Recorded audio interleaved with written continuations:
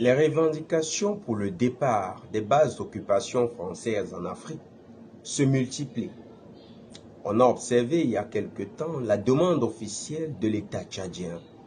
Cet État qui a demandé à la France de partir et qui presse la France de partir au plus tard le 31 janvier.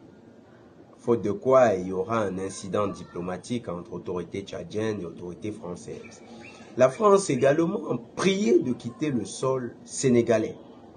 Deux demandes qui embêtent, mais surtout rendent ridicule Paris. Emmanuel Macron, face à ces revers, n'en démord pas. Il veut garder ses positions. Les visites dans la Corne de l'Afrique le confirment. Mais, fait également amusant, tout aussi intriguant, c'est la déclaration officielle des autorités françaises suivant laquelle ils vont quitter d'un commun accord avec les autorités ivoiriennes en rétrocédant la base du 43e BIMA. BIMA pour bataillon d'infanterie de marine, bien sûr à Abidjan.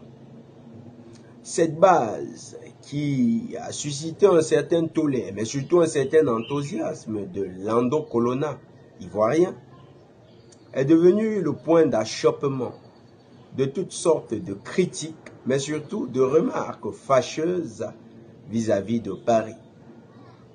Des citoyens ivoiriens dans un vox pop diffusé sur un média panafricaniste nous proposent des visions suivantes. Pour certains, la suspicion nourrie contre la France d'ingérence dans les affaires de l'AES en utilisant sa présence militaire en Afrique de l'Ouest justifie le départ de cette base.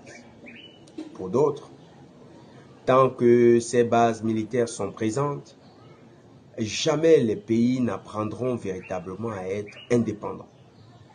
Pour d'autres encore, cette présence est jugée inutile, vu qu'elle n'a jamais été efficace contre une menace réelle contre le pays. On se souvient de la rébellion qui a ensanglanté la Côte d'Ivoire 10 ans durant et marquée par la victoire finale des rebelles soutenus par l'armée française contre l'armée régulière ivoirienne.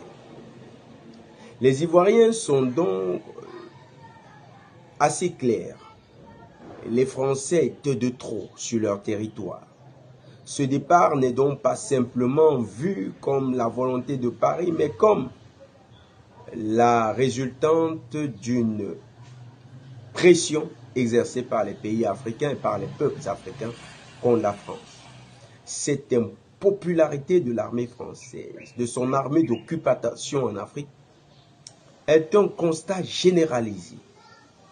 Même au Gabon, l'on a remarqué que les populations ne sont pas à l'aise de côtoyer l'armée française. D'ailleurs, elle l'avait exprimé lors du dialogue national inclusif gabonais, où elles ont demandé au président Oligui Nguema de marquer le départ de l'armée française dans l'agenda de la transition.